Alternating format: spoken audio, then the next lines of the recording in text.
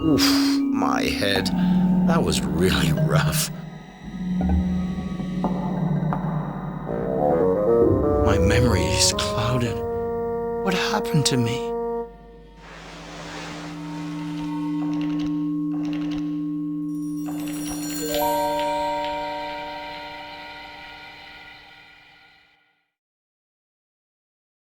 I'll understand where I am and what I'm doing here, or I'm not Michel Ardan.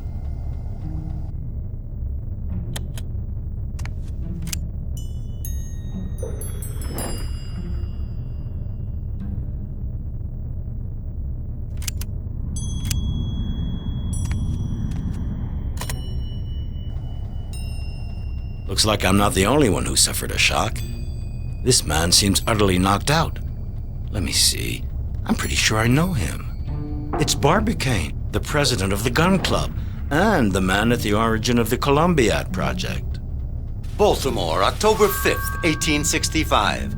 Barbicane, president of the Gun Club, proposes an undertaking worthy of the 19th century to build a giant cannon capable of shooting at an incredibly distant objective.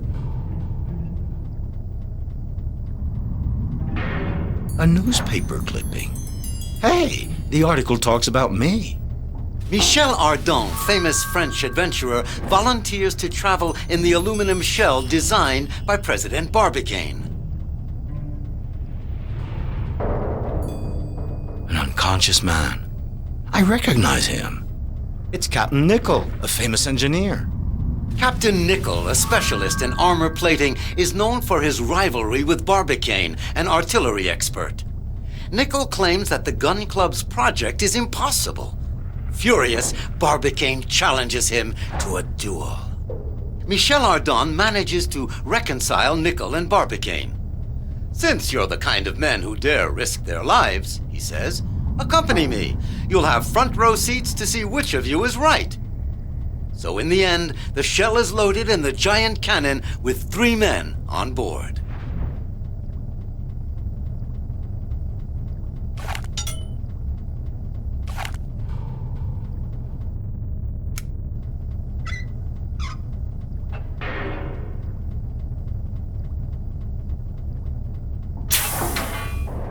Good Lord, that blue star, it's the Earth. I'm in outer space. An enormous explosion tears the shell from the Earth's gravitational pull.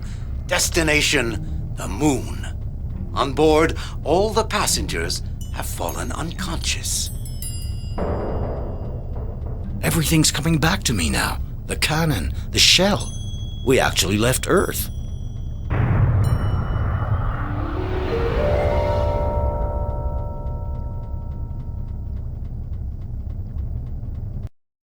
Fantastic.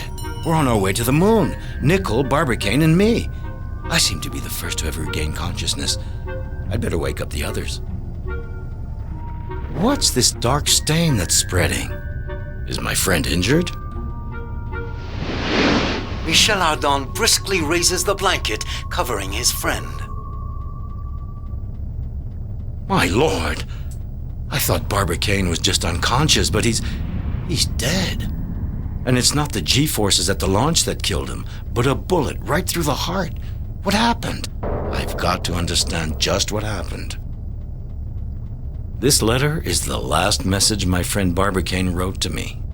Michel, fate dictated that Nicholl and I awaken before you.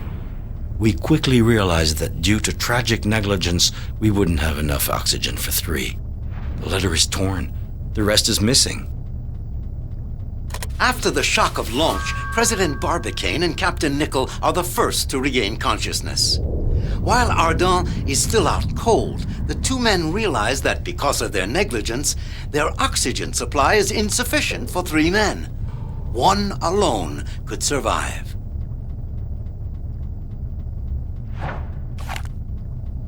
I'm almost ashamed to remove my worthy friend's hat. Perhaps I ought to put it back on his head.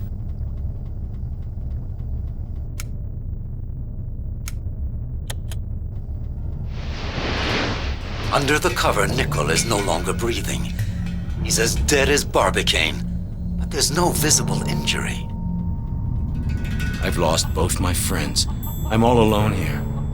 This rifle smells of powder. It's been fired recently. Nickel's shot kills Barbicane. A fitting death for the president of the gun club. When he comes to, Ardon first thinks that Barbicane and Nickel have fainted because of the violence of the launch. He soon realizes that both of his friends are dead and swears to find out exactly what happened to them. Should I search in the papers of my friend? It's indiscreet, but maybe I'll find clues. This is Nickel's wallet. What's it contain that's interesting? So this is what a love letter looks like. My valiant captain, if you wanted, yes, if you so desired, we could leave together for that destination which fills my every thought. The letter is signed Diana.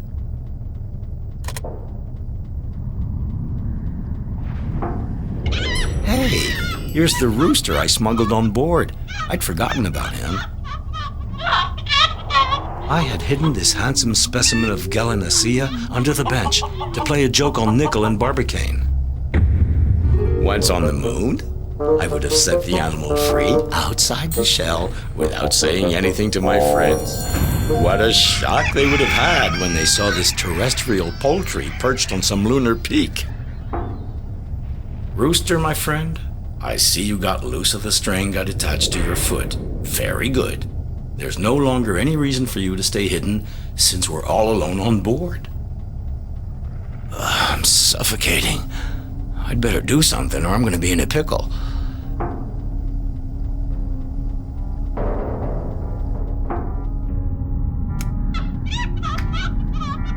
A monograph on lunar ideograms. I'm going to take this interesting essay with me.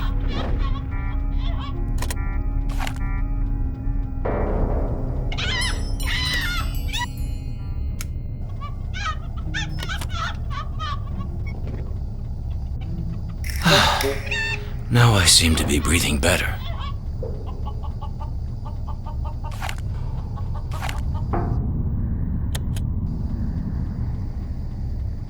A piece of paper, ripped up and burned. The rifle shot scares the rooster that Michel Ardon had hidden in the shell. The frightened animal rips with his claws part of the letter Barbicane has in his hand.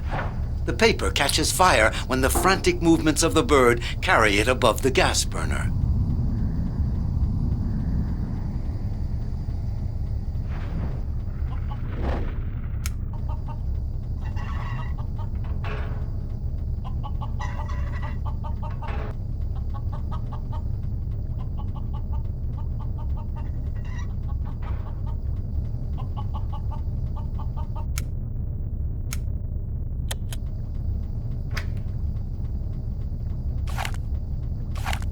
This bottle contains a disinfectant lotion made with cyanide. It has that odor of bitter almond that's so characteristic of this poison.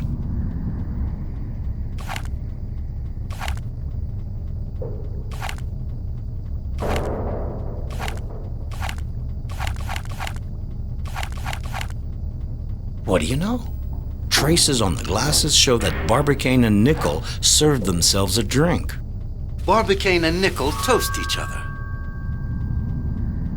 Judging by the smell of it, this glass contains some very fine wine. I'd better not touch this glass.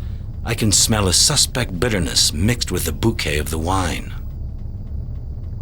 A strange smell is emanating from Nickel's face. An odor of bitter almond. Nickel swallows the cyanide, a quick-acting poison smelling of bitter almond. I feel as though I were drunk, even if I've drunk nothing at all. This really isn't a good time for this. I've got to get hold of myself.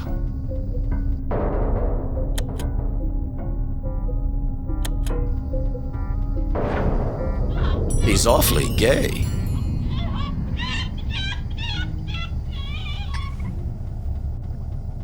Ooh, my head is heavy. I feel as if I've had too much to drink. I'm pretty sure I was giddy because the air was too rich in oxygen.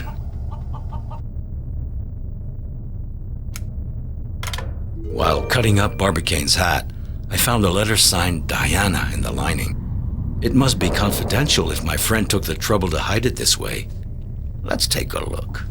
Sir, I will not seek any other excuse for my behavior than my passionate desire to visit the moon and to meet its inhabitants, who I know for a fact exist. When it turned out that such a journey was possible, I would have given my all to participate. Nothing else was important in my eyes. Yes, I dreamed that you would love me and that I would go with you to the moon. When I realized this was an illusion, I tried, out of spite, to seduce Captain Nicholl. I wanted him to hide me in the shell, a stowaway. But Nicholl proved as stubborn as you, and I was left alone with nothing but my shame. I do hope that you will pardon me and beg of you to keep this confession secret, as it would utterly destroy my reputation were it to fall into the wrong hands. Farewell, sir, and when you are on the moon, please think kindly of one who would so love to have accompanied you. So, this Diana tried to seduce Barbicane, then Nicholl, in the hope of taking off for the moon? Poor girl. The hearts of human beings are sometimes moved by strange passions. The old rivalry between Barbicane the Gunner and Nicholl the Armorer is a fact. Furthermore, letters found on the two men seem to indicate that they were loved by the same woman, a certain Diana. Weren't there enough elements to rekindle the flames of a scarcely extinguished dispute? The hypothesis of a quarrel provoked by a woman doesn't resist serious examination. A letter concealed in Barbicane's hat clearly demonstrates that Diana's advances were firmly refused by both men.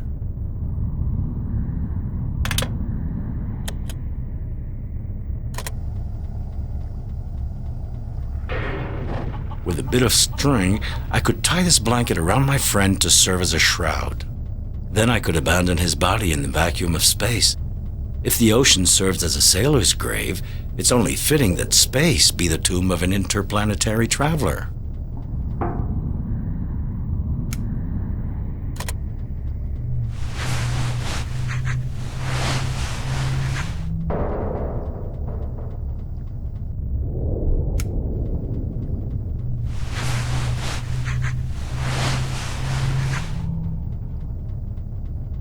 Well, now I can throw the body into space. I can't keep the window open for long. Michel Ardan sends his friend's body into interplanetary space. A disconcerting, if predictable, event takes place on board the shell. When the projectile reaches the point at which the gravitational attraction of the Earth and the Moon are in equilibrium, Michel Ardan starts floating in the air. Amused by the experience at first, our hero suddenly notices that the potassium tank is not properly closed. Good Lord, the potassium hydroxide is escaping and forming bubbles. I have to recover the liquid, or it will spill everywhere when weightlessness ends. I've got to catch all the potassium bubbles.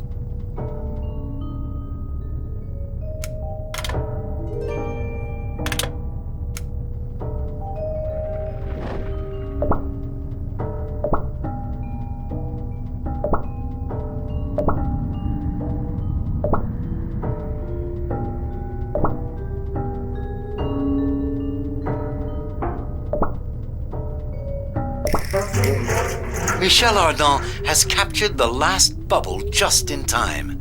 Weightlessness comes to an end. He returns the potassium to its tank and closes it hermetically with an improvised cap. Whew. The carbon dioxide level is going down. The potassium tank is filled and closed. I shouldn't have any more trouble with that.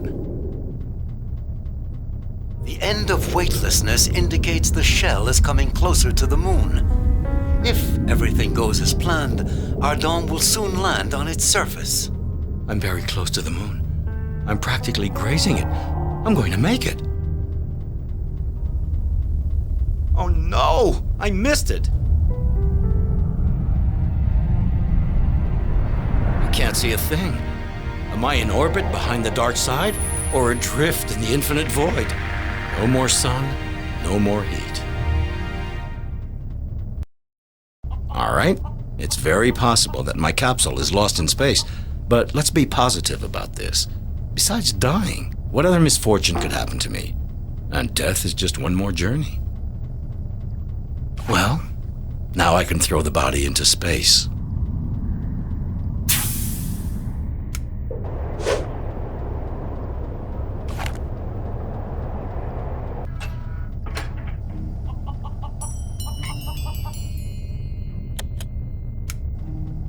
By heating this burned paper slightly, the letters that were written on it reappear, bright red.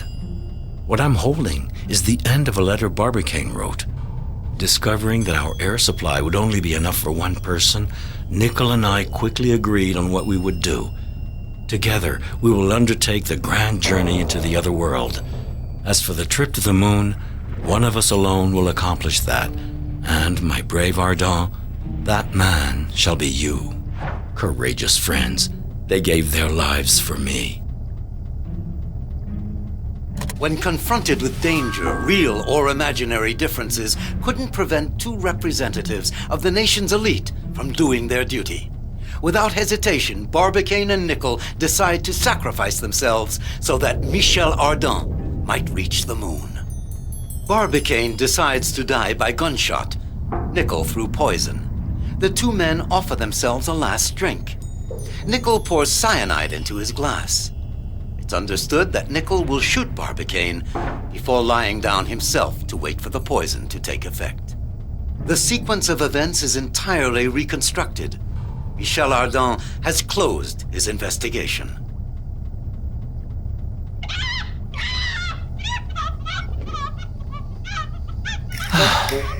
Now I seem to be breathing better.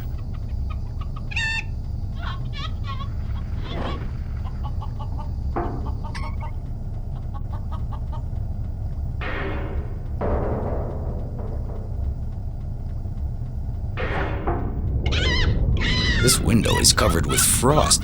It's much too cold here.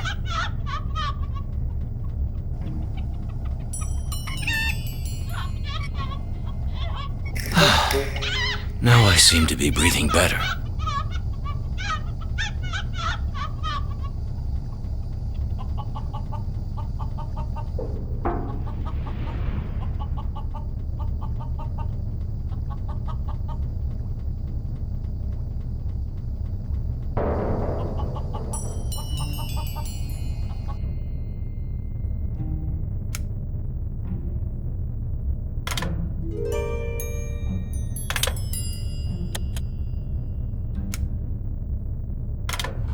I had to smash this barrel to open it.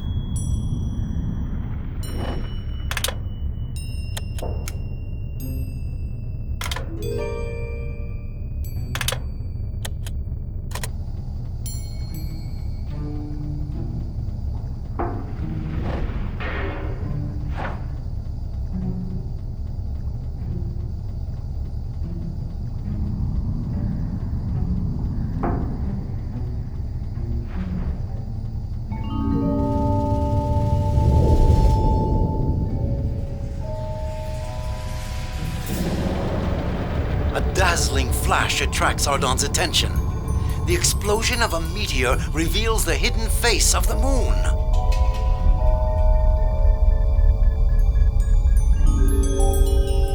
The meteor's passage has altered the shell's trajectory. At last, the projectile begins its descent to the lunar surface.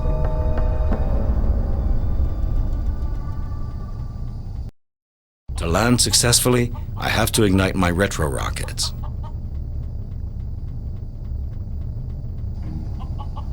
The oxygen feed is functioning correctly. This is no time to change the settings.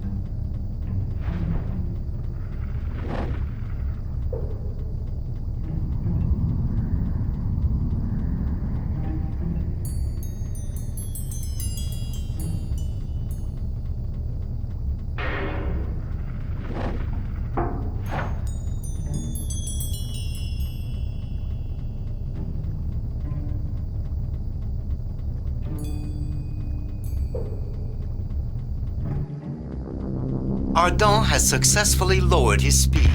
He sets down in the middle of the mountains in a cirque where the ground is covered with a strange blue snow. The shell slides and rolls down the slope of a glacier. This uncomfortable descent luckily comes to a halt just on the brink of a precipice.